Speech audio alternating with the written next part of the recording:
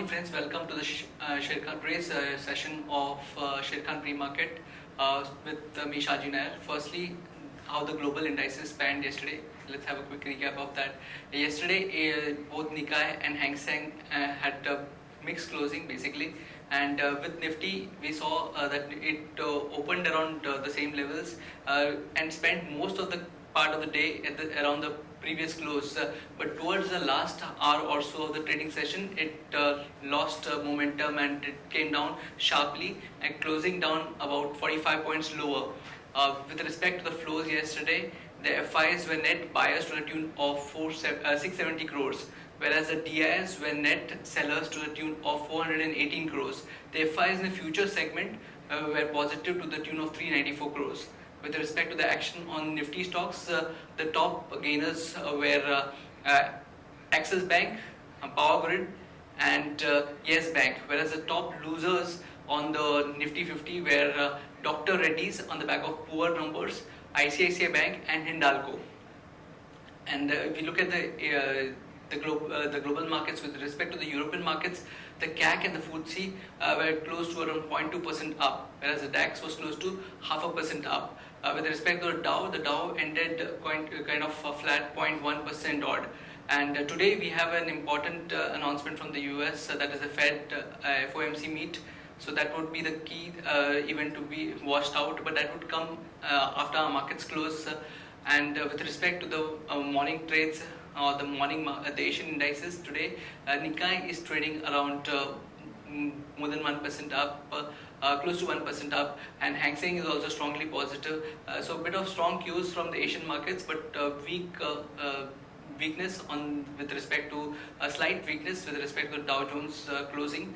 And today we have SGX trading about 12 points on the positive. So a bit of subdued start, a lot of results, a lot of key numbers to be watched out for today.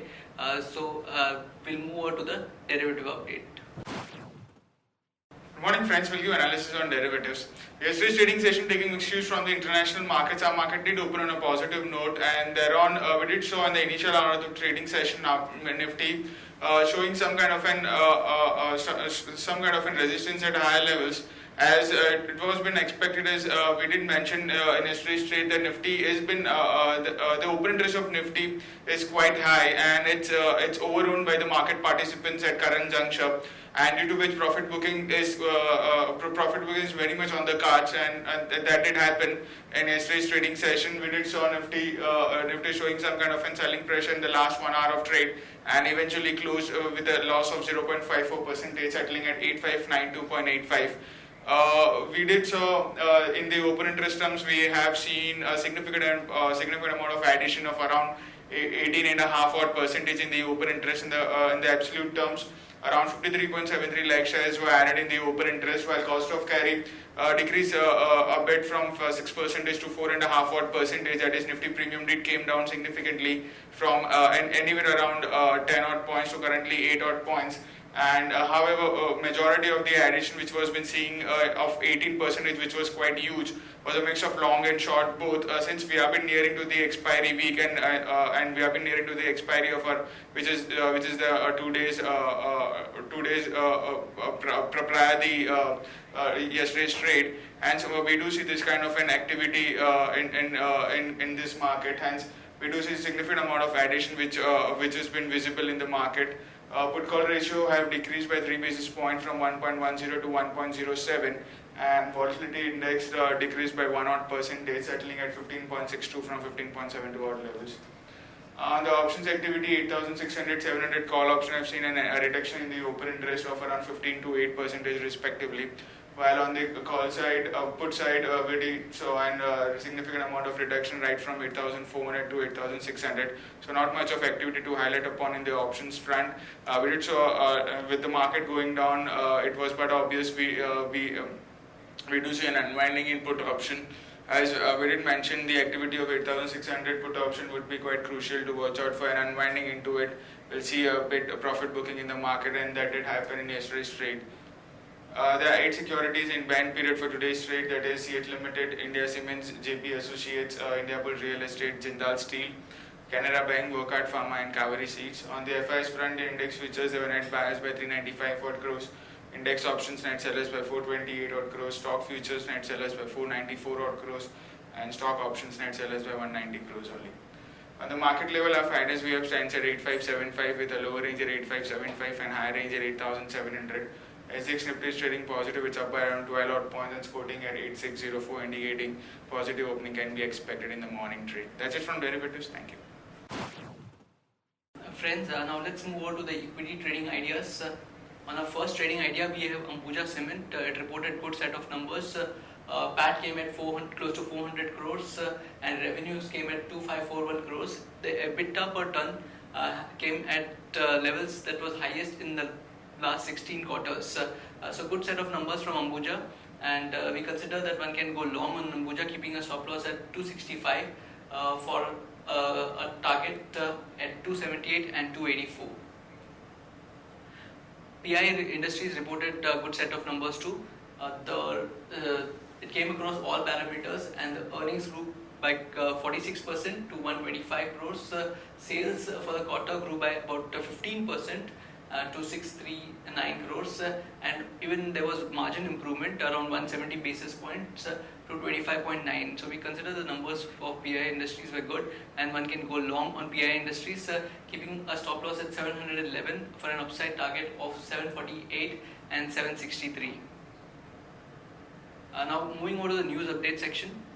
Government will introduce a GST bill in Rajya Sabha next week, and Ultratech Cement has secured 95,000 ton coal linkage in the recent coal auction.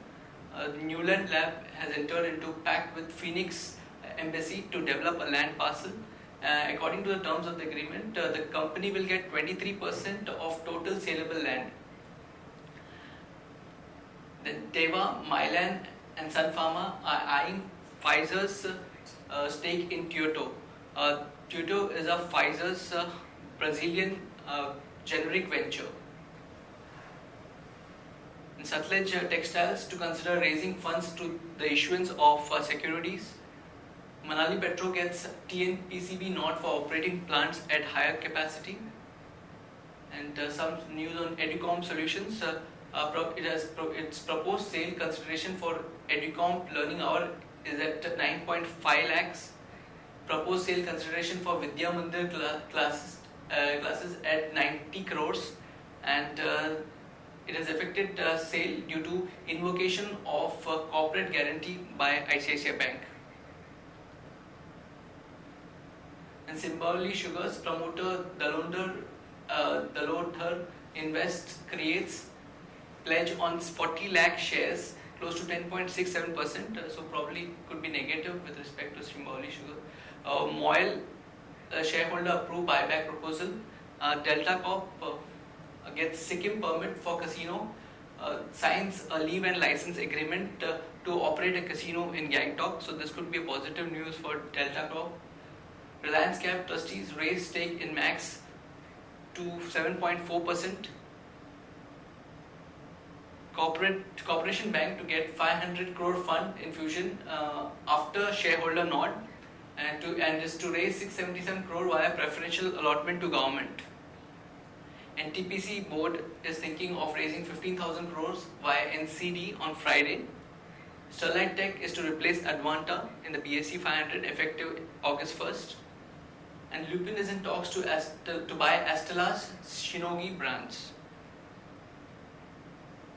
A couple of the updates from the research side. Z Entertainment also reported strong set of numbers, and it grew with 19% growth in revenues, and the PAT grew close to 40% YOY. We maintain buy with a revised price target of 525. Info Edge reported numbers, and the numbers for the quarter grew by 65% YOY. We maintain a buy with a revised price target of 950. And TVS Motor also reported numbers, and the alliance with BMW has helped the company, and we have upgraded to hold with a revised price target of 294.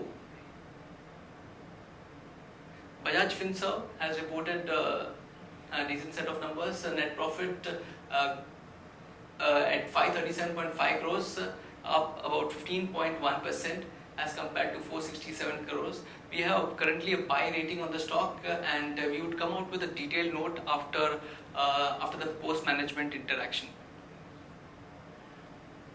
Many stocks on the result list today. They are Torrent, Bajaj Auto, Bharti, Dabur, Asian Paints, HDFC, and Yes Bank. Based on the derivative data of yesterday's trading and the previous days, we have identified certain stocks which are reflecting positive bias, and those are iBoot Housing Finance, Mindtree, Ajanta Pharma, and those with negative bias are GAIL, Maruti, and TVS Motor. Now one can consider investing in these stocks: Britannia, HDFC Bank, Maruti, Grasim, and Sun Pharma. That's it, friends, from the Sharekhan pre-market update. Happy investing and happy trading.